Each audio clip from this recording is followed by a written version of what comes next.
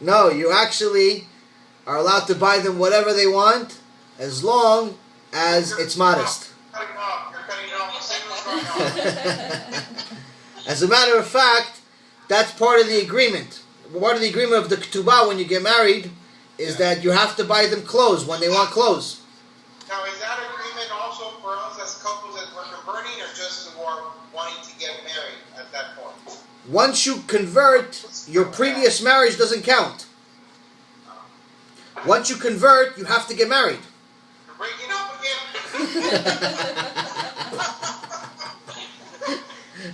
You're going to get yourself in trouble through this conversion. I don't think you're going to make the mikveh ceremony if you keep going.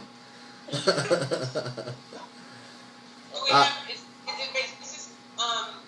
conversion, we have to have a lot of knowledge to be able to complete it, right? Like, for example, We're gonna go over that now. I'll tell you exactly what you need. I'm going to send you guys a list after this of things you need to know. But I'll go over briefly a description of what it is. The first thing is obviously belief. Obviously you have to believe that the Torah is 100%, not 99, not 98, not 99.9, 100% divine. It's from God, and it's the only thing that's divine in the world. There's nothing else. There's no second religion that God permitted. Everything else other than the Torah is fake. They're going to ask you at the conversion process, they're going to ask you to renounce your previous beliefs. They're going to have to, so JC's not real, he's fake, and so on. They're going to ask you to do it. So someone needs to understand that. So if they have even a 1% doubt, they shouldn't go to the ceremony because they won't make it. So belief is the most important. Knowledge, on the other hand, is something that you build on. It's something that's going to take time to accumulate total knowledge. But there's basic knowledge that you need to have for the conversion. How quickly you get this knowledge is up to you and how much you're willing to work. So here are some of the things you need to know.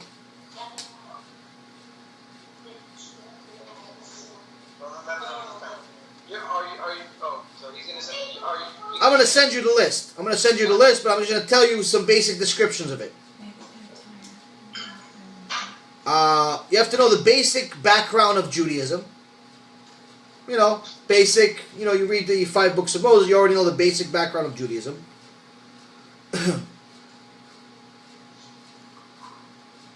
You have to know the 13 principles of faith. This is 13 things that every Jew must believe, and I did a shiur about it, but I'll give you the list also. Then there's also, you need to know the 10 commandments. Some of this stuff you know. A lot of the stuff you're probably already going to know. You have to have a basic understanding of what the written Torah is versus the oral Torah. You don't need to know either one by heart or anything, but you just need to know what's in them, what's there. You need to have a good concept of what it is. Rabbi, sorry to interrupt you. Yeah. What about knowing all this, conversion being in Spanish? Do they have to learn English? No, you can learn in any language that you want. Right, but when they go to the Beit Din, is that what there'll be something you can ask them? Oh, the judges, some of the rabbis will speak Spanish? Oh yeah, these people are huge scholars. Some of them speak 7, 10 languages. You just have to tell them ahead of time. You tell them ahead of time, and they'll make sure that one of the judges speaks Spanish. Some of them may speak Spanish better than you, so they If you bring some kosher food, some beans, and some good Spanish food, it may help you out. Is there such a thing as Mexican kosher? They should open a restaurant. You know what? You should actually open a Mexican kosher place. I think you'll make an extraordinary amount of money. Because I have actually, to be honest with you, I don't think I've ever been to a kosher Mexican restaurant. They have one. That's what we're going to do. That's what I want to do.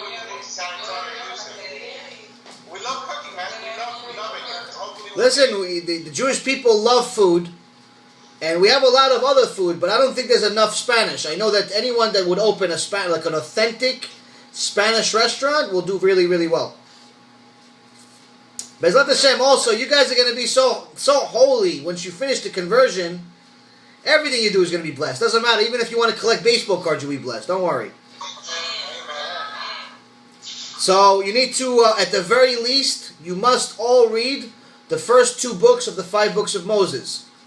The Bereshit, Genesis, and Exodus.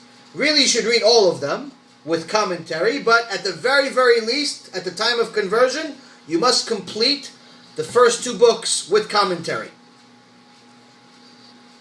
You have to know the laws of family purity. This is specifically for women. This is the times of the month you're allowed to be with your husband, times of the month you're not allowed to be with your husband, and so on. I'll send you guys some information about that. Just remind me. I'll send you some books about it and different things you could look at. But it's family purity is very important. Number 2, again, I can't emphasize this enough. Modesty. Women must be modest.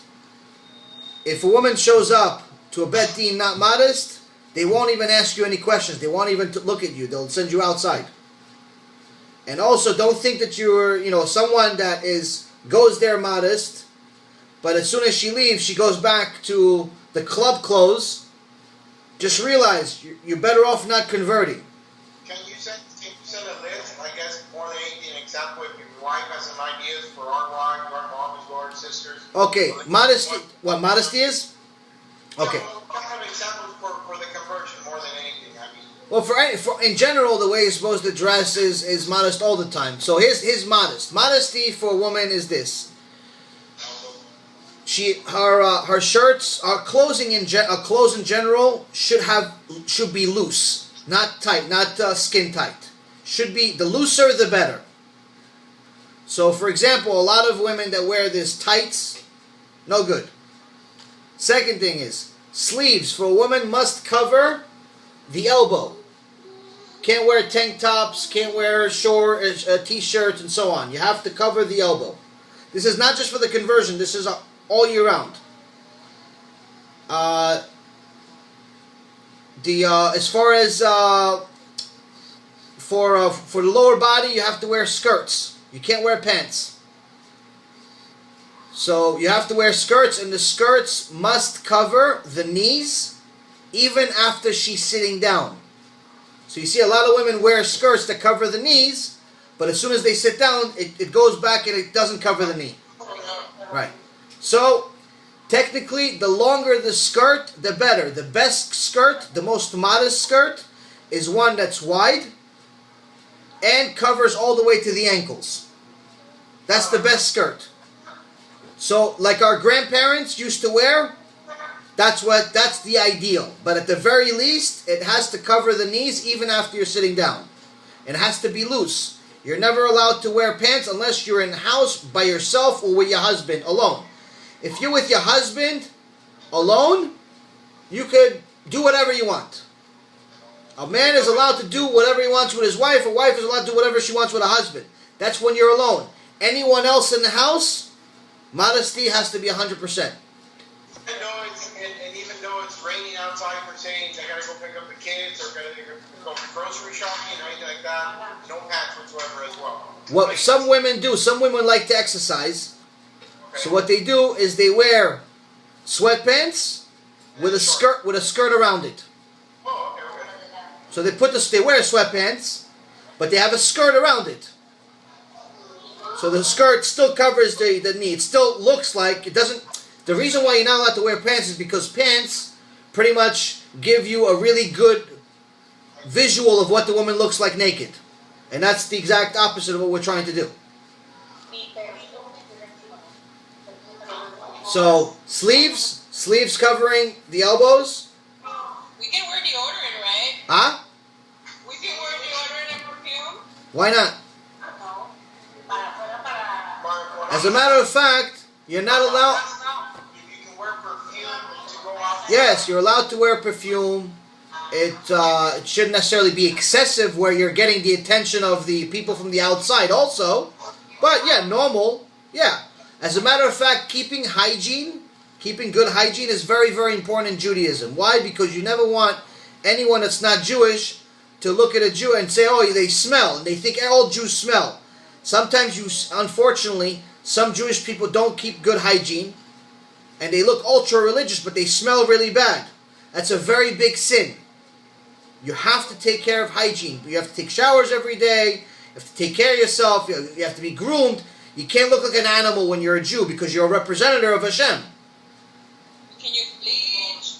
To what? Yes. You can do what you got. Yeah, you could bleach.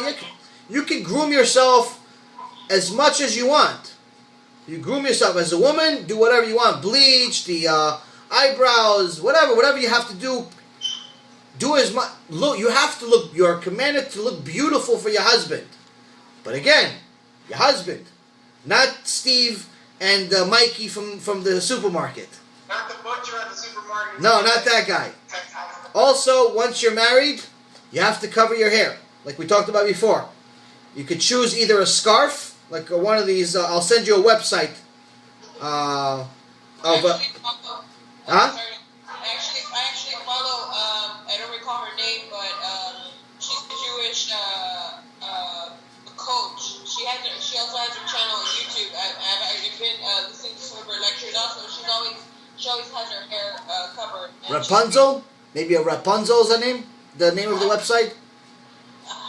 There's a website called Rapunzel, which is by I think her name is Andrea. She makes beautiful ways to cover the hair with the scarves. Different ways of folding it and arranging it. It's truly beautiful. She has a whole website with videos. B'ezrat Hashem, I'll remember to send it to you so you can see different ways of making it look really pretty. But again, your hair, when you're with your husband alone, show him your hair. It's for him. Really, that's what you're doing it for. Outside, you have to cover your hair. Huh? Why is that? Why or where in the Torah does it stay, or why is the hair covering for the married woman, right? Right. So now it's in the Torah. And there's a part of the Torah called sotah. Now, sotah is a woman that it's part of modesty laws of what a modesty is. So we learn it from this part of the Torah called sotah. What's a sotah? A sotah is a woman that is accused of possibly cheating on her husband. Oh, okay. So now, how do you prove whether she cheated on him or not? You take the woman to the Bet HaMikdash, to the Kohen HaGadol, and she has to drink this special water. Now, if she cheated on her husband, she would die. If she didn't cheat, she'd live. But if she cheated and he cheated, nothing happens because he's also guilty. But before they get her to the point of making her drink the water, they try to intimidate her and embarrass her. The first thing they do is they take off her head cover. Why? Because that's the most embarrassing thing that a righteous woman, would have done to her, showing the world her hair. So to also know that until about the early 1900s, it was very common for both Jews and non-Jews to cover their hair. So your grandparents most likely covered their hair. Or great-grandparents most likely covered their hair. I know my grandparents did, and they weren't necessarily the most religious people in the world. It was just common for Jews and non-Jews. Most people, if you look at old pictures from the early 1900s, you see that everyone, Jews and non-Jews, all of them were modest. There was no such thing as showing a knee. Something that was not modest would be like something that would show a calf. That was already not modest. But everyone covered their hair, everyone covered their body. The problem with modesty only became really big in this last couple of generations. But as far as the Torah, it talks in detail about both the written Torah, the Gemara, the Zohar. There's several different places that talk about the significance of a woman's hair, because the woman's hair is a big part of her beauty. So, and that beauty has to be reserved for a husband only. So once a woman shows her beauty to everyone else, it becomes a problem not only for her own sin that she's not following this law, but also because she's causing other men to sin. So much so that some women wear wigs. And as I told you before, wigs are a very big problem because many wigs today look better than regular hair. So a lot of Jewish guys that are young, in their 20s, they want to get married. They go to a lot of weddings for their friends to get married, and usually that's where they meet potential wives. Now, it's not the religious Jews don't go to clubs and just pick up a girl at the bar. It's all arranged. If they see somebody that's attractive to them, they have to ask somebody that knows her. If they're willing to make an arrangement where they have a set-up date, they go to a public place.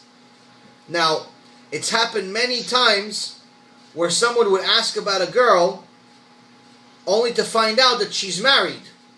But the only reason why he thought she was single was because he didn't know that what she's wearing is a wig. Now, when a woman covers her hair, you know she's married. So you never ever want anyone to mistake your wife for being single. Quick question regarding Shabbat. Yes. Trying to observe it as we're learning. Are we permitted to receive visitors? Yes. Jewish or during Shabbat? Yes, you're allowed. It's actually a mitzvah. It's actually a big mitzvah to host guests. To have guests at your house. But even though they're not, let's just make it a better example. If they're goyim, if they're relatives, and they want to visit during Shabbat, like Saturday mid-morning or something like that. But of course, being that they're not observing Shabbat, they want to use their cell phone. They want to smoke a cigarette. They want to, turn the light on. Even though they're not observing Shabbat, but the fact that we are in our home.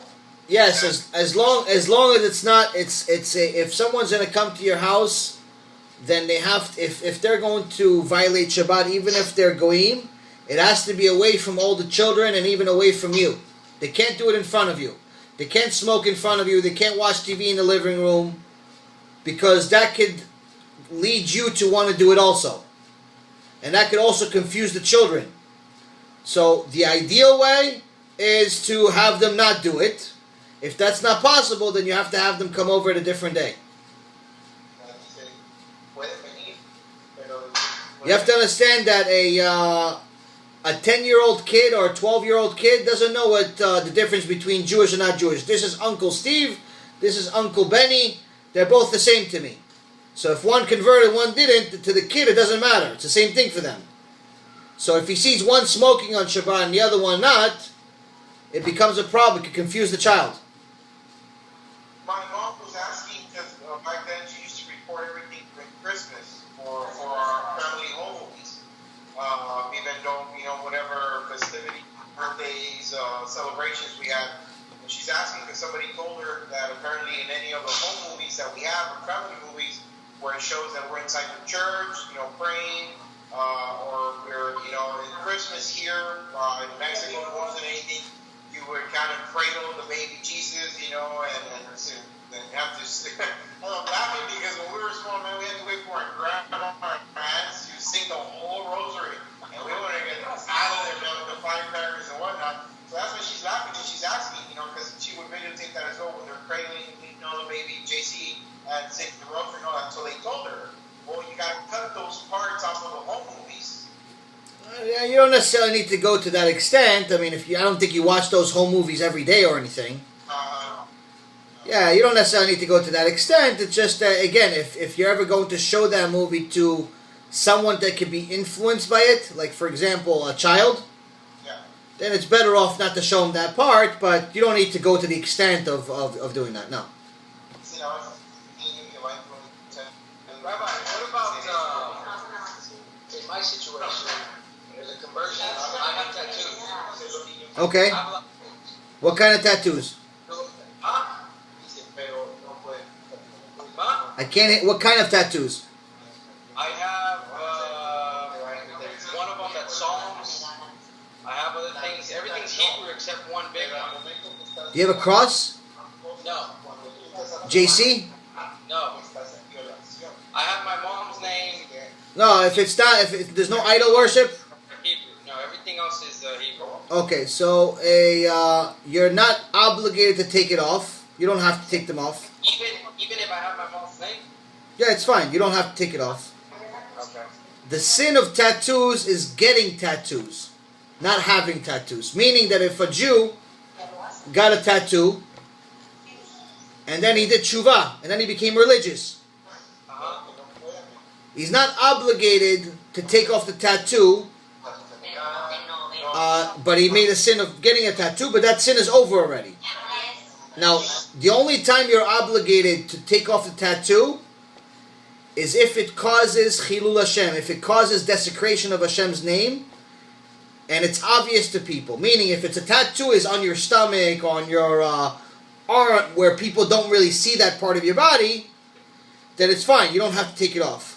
But if you have a tattoo on your neck or on your face, where people see it, or on your, let's say on the palms of your hands, where people see it all the time, and that specific tattoo is like a, I don't know, JC or something like that, then that could cause a desecration of Hashem's name. But if it's if it's not in an obvious place, and it's not pure idol worship, you don't have to take it off.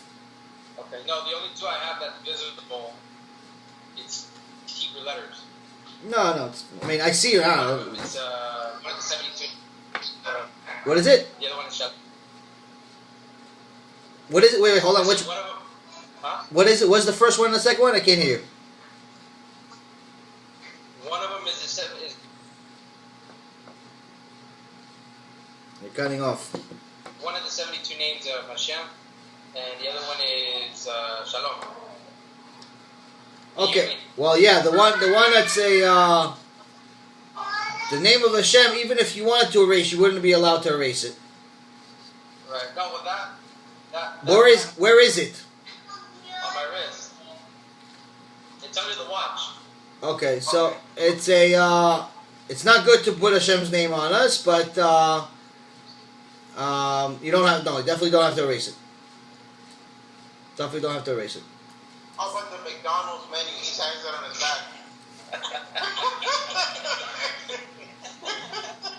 But not the calories, as you know, you can tell he's not counting calories. So. Only the kosher items. Only You know, there's actually a kosher McDonald's in Israel. Really? There's like it's like 5 of them.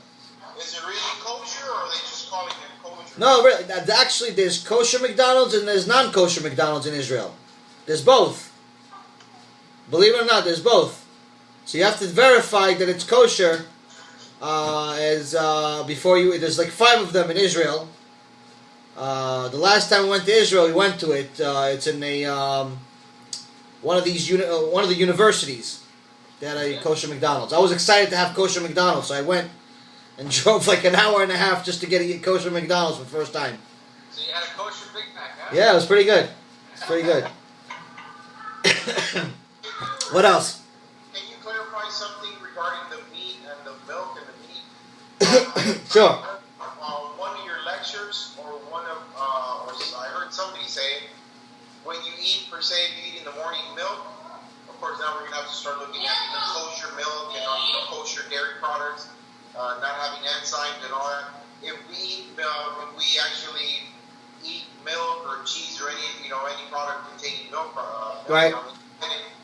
Is there a difference in time when you have to wait? I know I heard it's like when you eat meat, you eat milk in 6 hours. Right. Is it milk to eat 3 hours, or is it the same time? No. Actually, if you eat meat, you have to wait 6 hours before you have milk or a milk product. But if you have a milk product, you just have to wash your mouth and you can eat meat right away. Man, you help us a lot because man, the kids are suffering. Yeah, no. If it's milk first, if it's dairy first, just wash your mouth and then you have meat. But once you have the meat, you can't go back to the milk. You have to wait 6 hours. 6 hours. Right. Another quick question. Sure. I know I read on somebody regarding the laws for Shabbat violations. Yes. Being the fact that you're brushing, you're not spreading, you can brush your teeth. Yes, you can brush your teeth.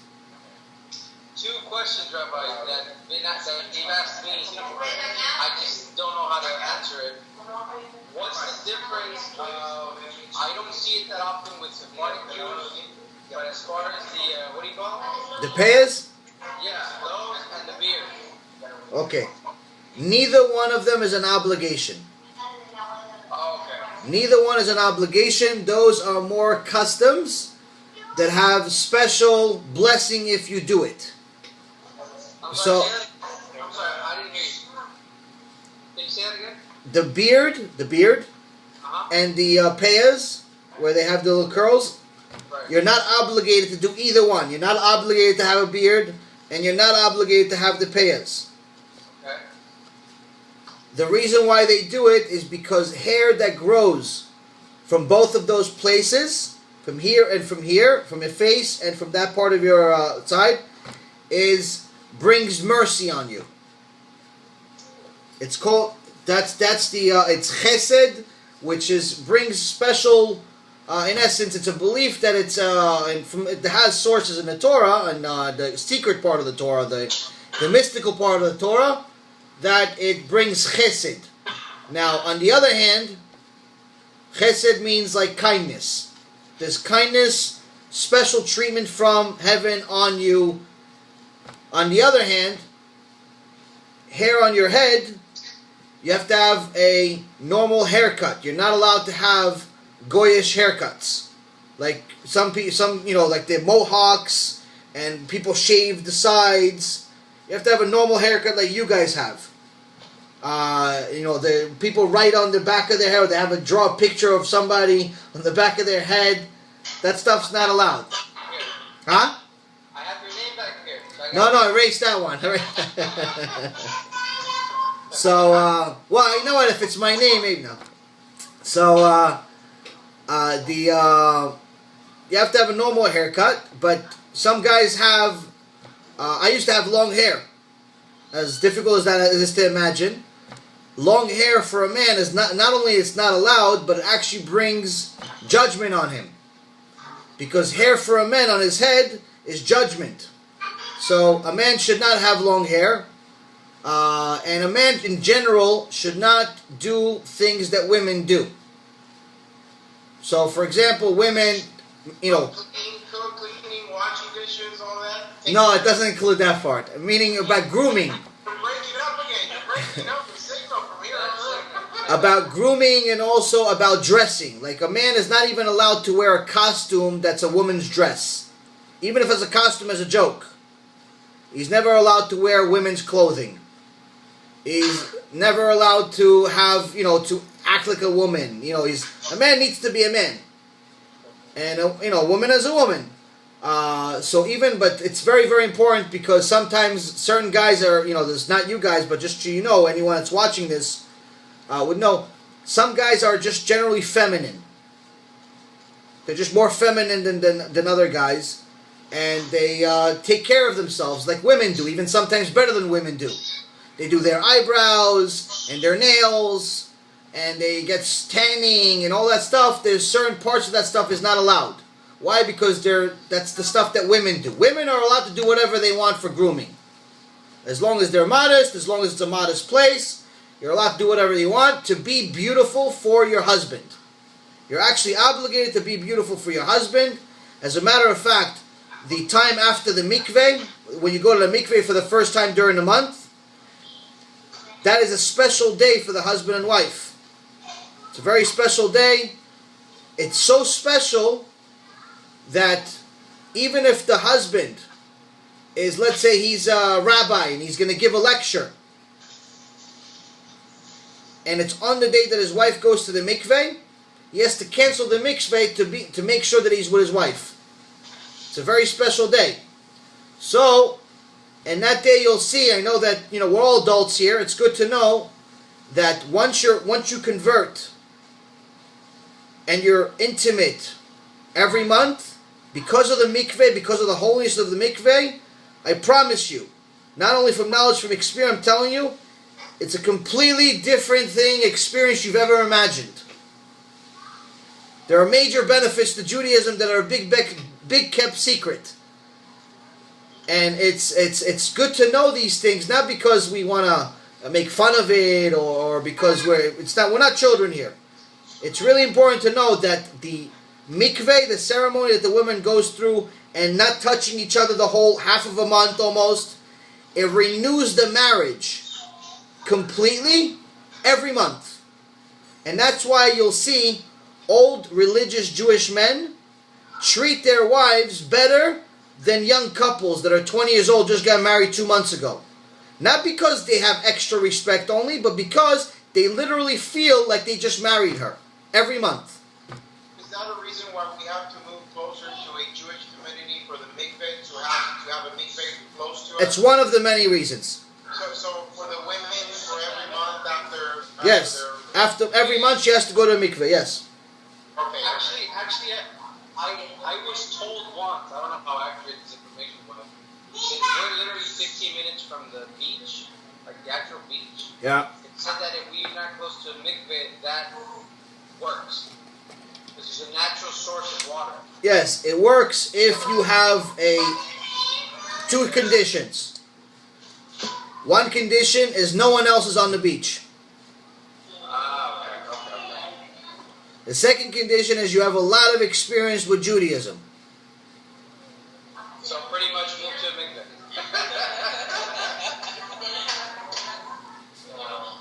I said the same thing you said in different words. I said the same thing in different words. Yeah. Yeah, you have to know what it is to be in a mikveh, and also there cannot be anybody else on the beach. It has to be like a private beach. Do you know Houston has a mikveh? Every Jewish community has a mikveh. And by the way, the mikvehs in America are beautiful. They're better than the best spas. They're for the women. Men, not always. Sometimes yes, sometimes no. But women mikvehs are beautiful, beautiful places. Beautiful. They're like spas. They have places they can do your hair sometimes. Depends on the community, how big the community is. But they spend hundreds and hundreds of thousands of dollars to make these places beautiful, to encourage women to make sure to come every month. Because it's a very, very big sin to be with a husband without going to the mikveh. They charge, right? Yeah, it's usually, I think, like $20 or something like that, $10, depending on the community. Some communities include it in the fee for the synagogue. Some make it separate. Some make it free. It depends on the community. There's no, like, one size fits all. Different places, different things. Regarding Shabbat,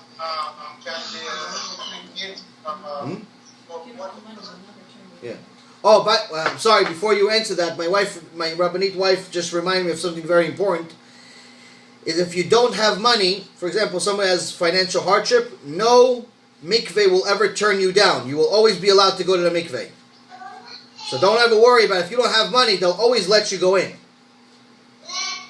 You know, that part is very important to know, and for everyone to know is that you'll always be welcome to a mikveh, especially a woman. Always allowed in the mikveh. If you have money, then you pay. It's a small amount of money, but if you don't have money, they'll always let you in. And what was your question about Shabbat? Regarding Shabbat, can you take a shower? Can you shower as well? No, on Shabbat you're not allowed to take a shower. You're not allowed to. Can the kids be playing outside in the kiddie pool? Like if we have a small, like a inflatable pool, and they're outside, like for a daily activity per se. Yeah, I mean technically you're allowed to take go into cold water. And you're allowed to even take a shower with cold water if necessary. But it's not really a Jewish thing to do. It's not really a thing that you're supposed to do on Shabbat. On Shabbat, you're supposed to be with the family, eating, learning Torah, going to the Bet Knesset. That's what you do on Shabbat. And also the kids can play, but not necessarily in the pool. They can play in the playground. They could, So in general, Shabbat is a family day where really everyone is involved with something connecting to Hashem. If we go to a pool or a beach or things like that, even if the beach is the backyard, it's not the appropriate behavior for Shabbat. Well, right now when you said the what does that mean? The temple, the synagogue? Yeah, Bet Knesset means synagogue, yes. But if you're walking, per se. Yes, you have to walk, yes. Yeah, but remember, the Knesset we have here, we're not allowed to go. It's not Orthodox. Oh, no. Yeah, you have to... 10 miles, 20 miles? By the time you get there? We're gonna lose weight. We're gonna also a rule in Shabbat that we can only walk a certain distance, right? Yes, it's true. Yeah. 2,000 amot, about 4,000 feet approximately, or 5,000 feet. Yeah. So, but unless there's an eruv, which is a way that they actually make it bigger in essence, that distance that you can walk. Long story short, you have to move to a Jewish community. So, and that's going to actually have to be a prerequisite for your conversion. You have to do it pretty much by the time you're ready to convert. We actually, I spoke last week to a community in San Antonio. They have an Orthodox community there, and actually, Joe and I are going to go check it out. But have you heard anything? Not in San Antonio, but I heard good things about a place in Houston. I would highly recommend connecting with the rabbi I mentioned before, Rabbi Rod Reuven Bryant. Would you be able to send me the information? Yes, of course. Connect with him. He's an extraordinary person, very holy person, very righteous person, makes great lectures. I would highly recommend looking into his community in Houston. Can we still talk to the one in San Antonio? Oh no, of course, yeah, of course. Take a look at it. He would probably know more about it than I would, actually. Okay, but let you speak to them as well. Yeah, Sure. Antonio. How does that process work? Do you vouch for us? Yes. So what would happen is that once you're all ready, once we test you on all the things that I'm going to send you in a list of things that you need to know. Once I feel that not only do we have the belief, which I already know that you have the belief. Once we have some more basic knowledge, whether that's a few weeks from now or a few months from now is up to you. Once you're ready, I'm going to test you myself. And I see that you're ready, then you'll have I'm going to make a conversation, an appointment between each one of you with one of the dayanim, one of the judges of the Bet Din. He's going to give you his own test over the phone, which is probably going to be much easier than the test that I'll give you, because I'm going to make sure you know all the answers. If you pass with him, then we're going to schedule for you to fly out to New York and do the conversion. Now, in order for the conversion to happen, not only do you have to have the beliefs, not only do you have to have the knowledge, but I'm going to have to write a letter for each one of you, vouching for you. Which means that I can't say it's okay when it's really not okay. Meaning, if you're prepared, I can write it. If you're not prepared, I can't write it. As much as I love you, as much as I care, I can't do it because this is a relationship I have with the Bet Din. This is a relationship I have with Hashem. If I know that you're not ready, I can never put my name on it. Why? Because it could ruin everything, and it can make you make a lot of sins, and myself putting my name on it. I already have enough problems. I don't need to have more sins. We would have to fly out to New York. Is that the only place? Or? No, there's actually, I found out today I actually found out that there's actually a Bet Din in Texas, I believe in Houston actually. Okay. I'm not familiar with them. I'm not familiar with their process. I'm familiar with the one in New York. So, in your conversation with Rabbi Reuven or Bryant, you can ask him about it, and I'll also talk to him probably this week about it as well, to see what the process is. But I believe that in the past, he himself has sent converts to the place that I sent to. Also. So, the one in New York is also qualified in Israel, right? The one in New York qualifies everywhere. And would you be there? No, probably. It depends. I mean, it depends on what my schedule is like. Okay. Right now, I have a trip for the end of the month. I'm going to Israel. I'm going to be there for probably about 40 days. But I'll be available on Skype. I'll be available on WhatsApp. I'm not disconnected from the world. I'm going to be doing a lot of lectures over there. Bezat Hashem. But if you guys need me, obviously I'll be available on the phone. I'm not going to a different planet. I'm just going to a different country. And when I come back, I'll also be traveling to different places, giving lectures, So hopefully at the time you guys are all ready, maybe I'll have a tour in New York, and hopefully try to make an extra effort to come be there for the conversion ceremony for all of you, and also the wedding ceremony, Bezrat Hashem, too. Can we wear dresses like our Sure. like our wedding dresses? Sure. Why not? But that time of the conversion, let's just say we got up to the conversion in New York, so then at the time of the conversion, we would also be doing the kid, well, as we have kids, we would do the kids and the wedding as well? Yes. Have to be there? Okay, everything, okay. So Bezrat Hashem, you'll be with us in the Rupa. Bezrat Hashem, yeah, I would love to. Yeah, I would love, it would be great. We can go to the kosher McDonald's, or we can go to the kosher Mexican. I would love to do it. I'd love to be there. What else? What else is there? I mean, there's a bunch of other things that we need to know. There is briefly, there's the Shabbat laws, which we talked about. We've got to go over more details. Preparing for Shabbat, how to make sure, you want to eat warm food, but you can't use the microwave, you can't use the oven. So how do you keep warm food? There's something called a hot plate. The block? What is it? Yeah, it's got a hot plate, and you put the food on it, and it stays hot, but obviously takes longer, but it's a hot plate, or plata it's called. And there's other things that we can go over to keep the food warm. When you're making tea, there's certain requirements. If you drink tea, there's certain requirements you have to use, meaning that the water has to already be hot. You can't heat water. You can't heat brand new water. And even when the water is already hot, you have to pour the water into one cup, and then that water from that cup to the cup that you actually want to have tea in. It has to be 3 vessels. Again, this is just briefly going over some of the intricate things that you would need to do, but we'll go over more of this stuff, Bezrat Hashem, another time as well. Is all that expected before the conversion? Like, are they going to ask you, this is what you need to eat, or? Some things yes, some things no. Basic laws of Shabbat, which is that you're not allowed to drive, not allowed to use the phone, not allowed to use electricity. Yes, that's expected. And as a matter of fact, before your conversion, probably within the first, a few weeks, even a month or so before the conversion, you already have to start keeping Shabbat with one violation.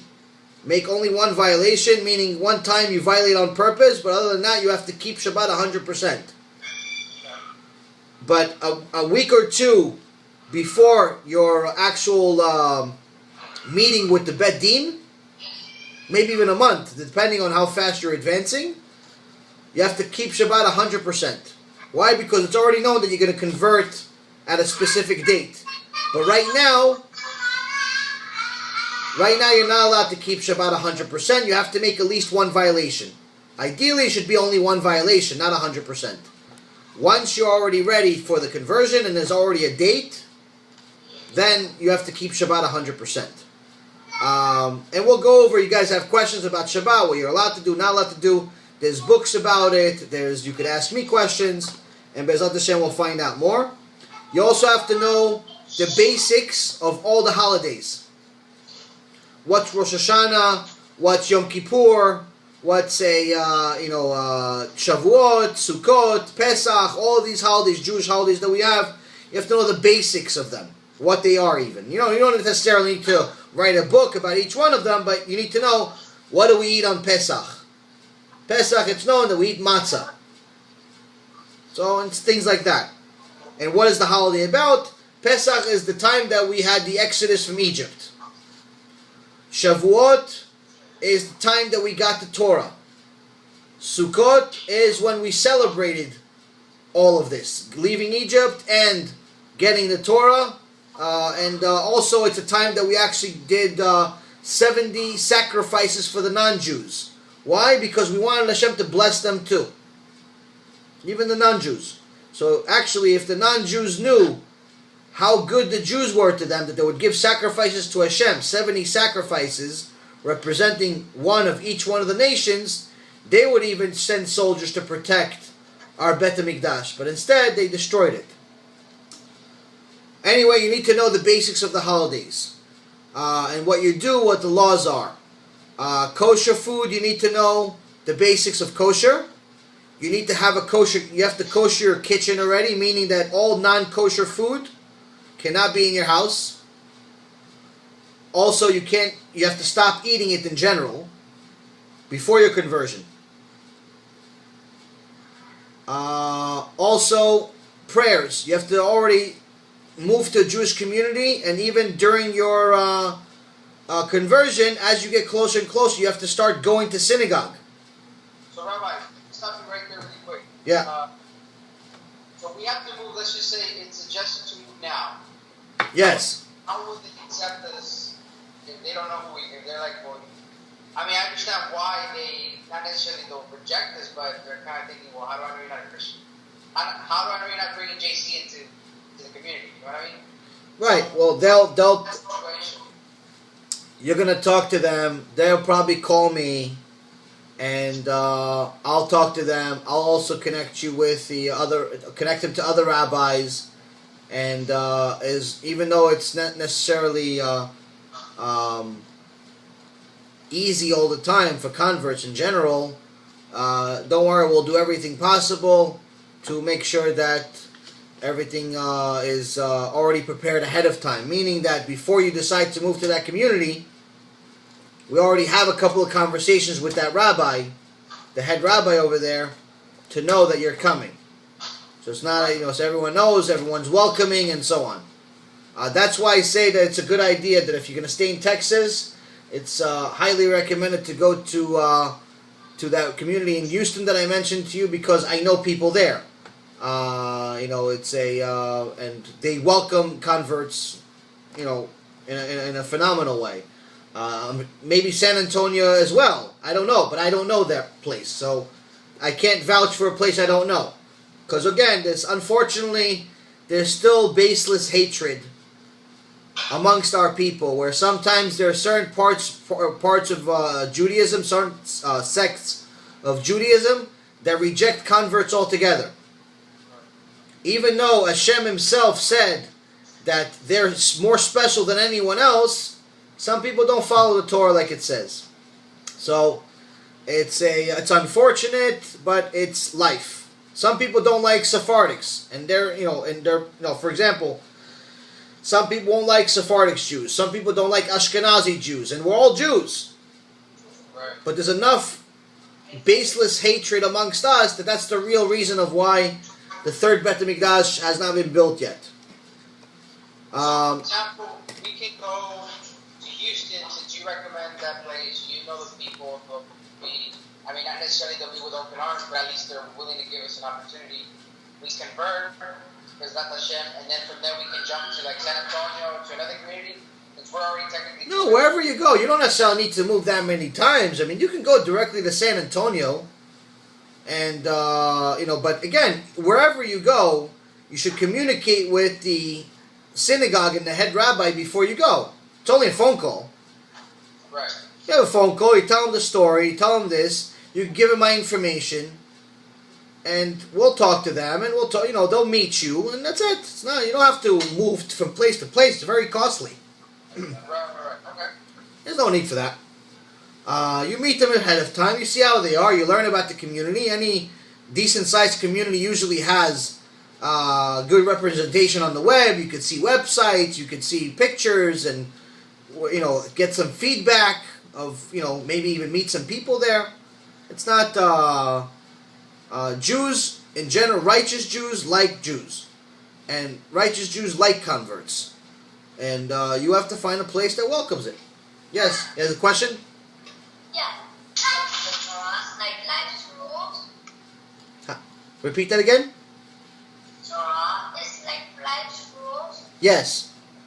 The Torah is the rules for how to live the best possible life, how to become happy, and how to ultimately serve the Creator of the world in the best way, not only to be so he's happy with us, but also because it'll end up making us benefit in a great way. Rabbi, you remember that question I asked you last night? Yes. Who created God?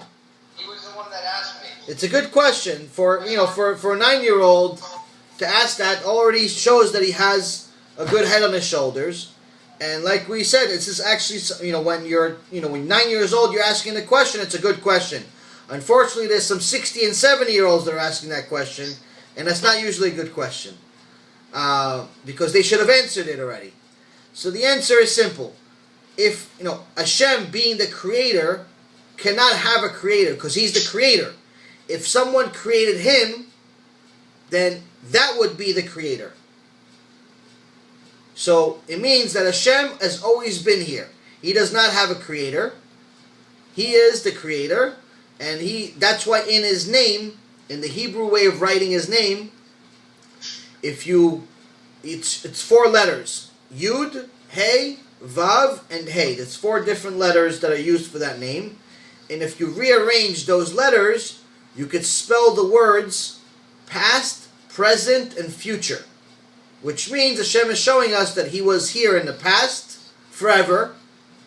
In the present, he's always here. Even when we don't notice that he's here, he's always here. And he's always going to be here. And the fact that he's the creator makes him superior to time. He's not subject to time. Us humans, we're subject to time. When we go from one place to another, it takes us a certain amount of time. When we do any type of activity, it's always based on time.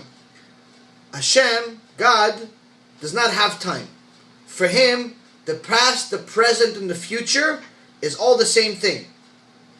Which means that the minute that he created the world is the same as the minute that the world ended.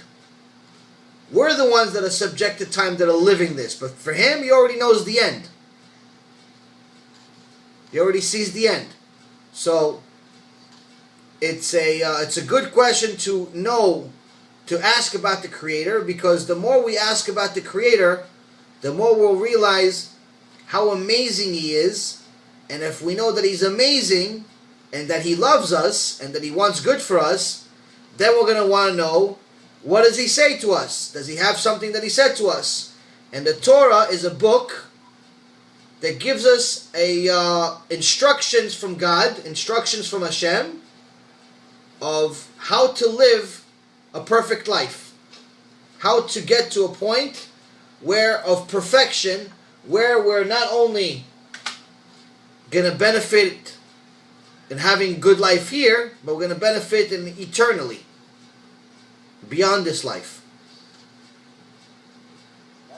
What else? Kids ask the best questions, by the way. They're honest. They don't have any they don't hold back. They tell you what they think. It's good. What else? Okay, if it's possible for us to create a community here in Roswell? Not right off the start.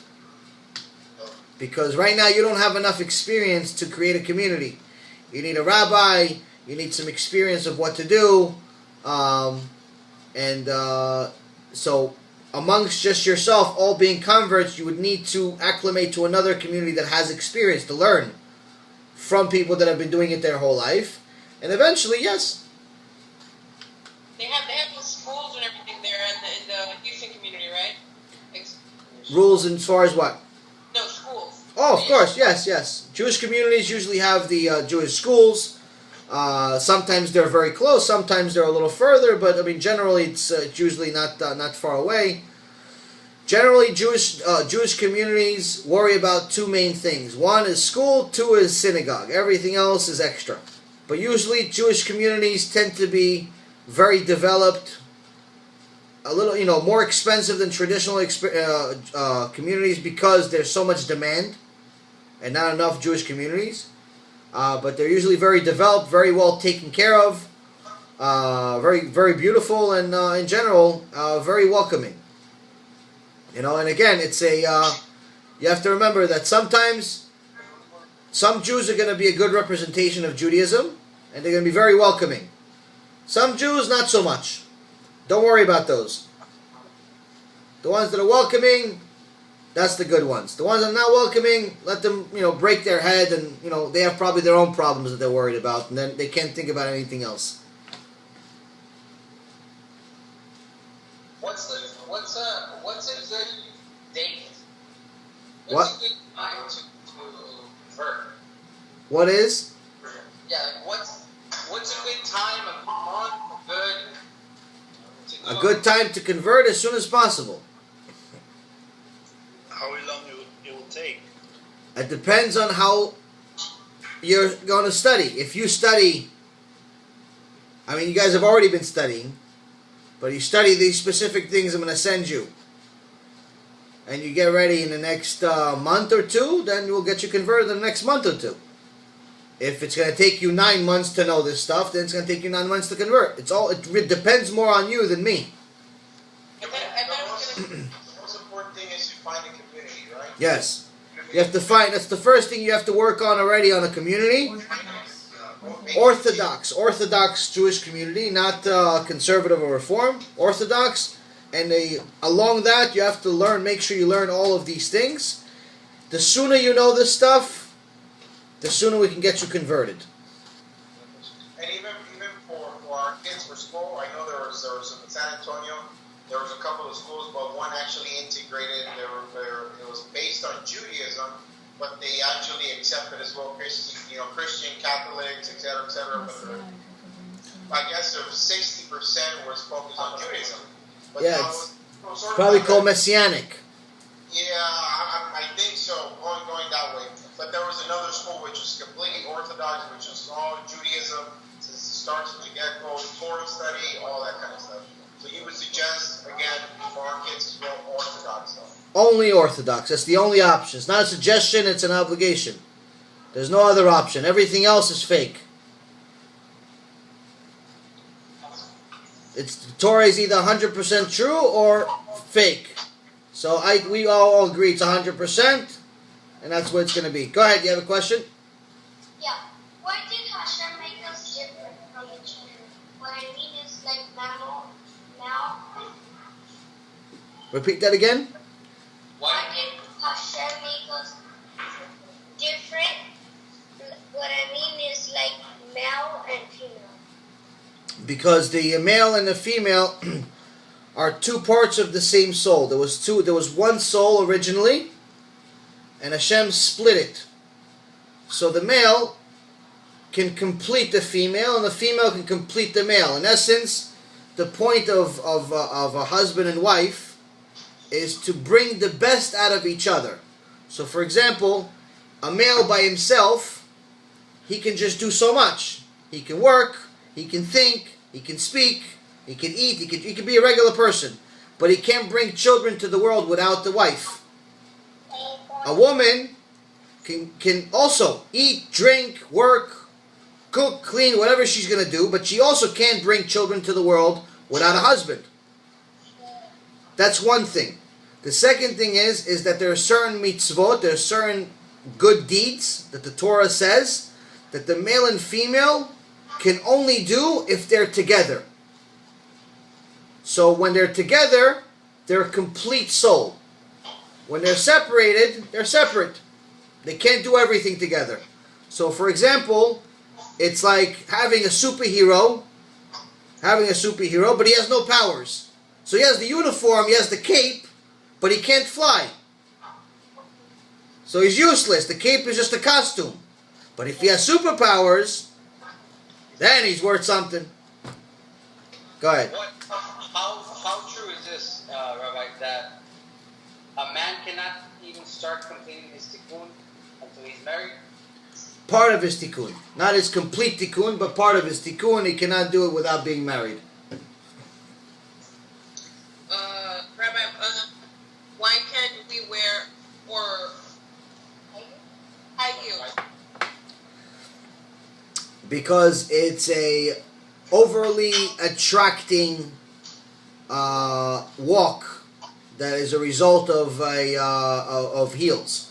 So, I mean, don't get me wrong. No one, I don't think anyone necessarily is going to, if you wear normal heels, I don't think anyone is necessarily going to get eternal damnation for simple heels if everything else is modest. Depends on the skirt.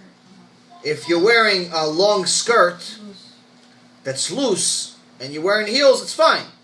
But if you're wearing a skirt that barely covers the knees and there's really, really long, big heels, then we have ourselves a problem. Because again, what's the purpose of heels? It's not only to make us taller like most women think. The original reason, the original reason was, I actually learned recently, was a man created heels for himself. It was a king. Oh, it was a butcher, right? Or something? Something like that. But in general, it became very popular for women because it makes them walk in a certain way that shows the curves of the body and accentuates the curves of the body. This is the reason why women suffer most of the time wearing heels, because rationally it doesn't make sense. No one is comfortable in heels. No human on earth was ever comfortable in heels. But why do they wear them? Because number one, they want to be tall. So why do the tall people wear them? Why do tall women wear them? Because it makes them walk in a certain way that makes their body move in an attractive way for people. But that's not what we're trying to do. So, if you're extremely modest everywhere else, and the dress is really, really loose, and everything else is covered, and you just like heels for some strange reason, enjoy them. But if everything else is iffy, and the skirt is just about reaching the knee, and everything else is a little tight, and you're really doing it more to be sexy than you are to be something else, then we have ourselves a problem. So it's not worth it for that. She should think every time she gets dressed, if she wants to meet the Mashiach wearing whatever she's wearing. Repeat that again? Oh yes, my favorite. Go ahead.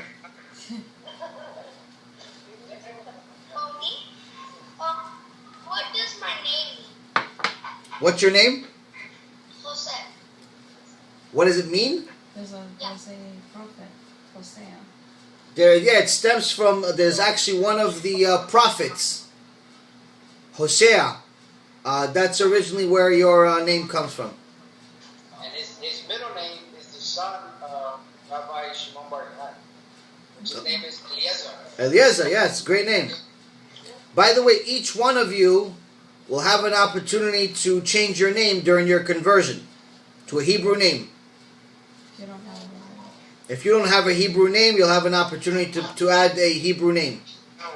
What about the last name? You Last- also choose last name or just your first name? Your first name is your real name. In Judaism, in reality, the whole concept of last names was only invented recently. It's not in the last couple of centuries. It's not something that existed in the days of the Gemara or the Torah. Moses didn't have a last name. In the old days, your last name was who your father was. So meaning Moses, his last name was the son of Amram. His father's name was Amram.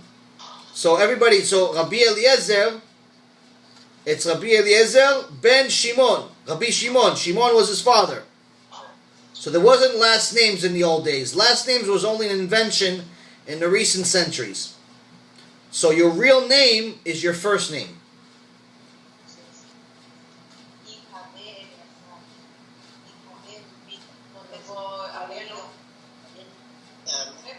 I believe there are some countries in the world, I think it's in Brazil and a few other places, where they don't have last names still to this day. No, Brazil doesn't have it. Doesn't have, yeah. So there's a few places around the world that don't have last names. If they have Brazil, they have a last name. It's usually the same as the first. Yeah. So Ronaldo. yeah, in the old days, that's the way it was. Like for example, King David was David ben Ishai. David, son of Ishai. Who's Ishai? Ishai is his father. So all of us are called by our real last name is the son of our father. But all of you, by the way, once you convert, all of you, your father's name would be Abraham. So we would be Yaniv ben Abraham. Yes. So when you go up to the Torah in the synagogue, Everyone reflects when you go up to the synagogue, and they ask you, what's your name? And you tell them Yaniv, and then you tell them who's your father. They say Avram. So Yaniv ben Avram. A woman, on the other hand, says her name, daughter of Sarah. Sarah is Abraham's wife.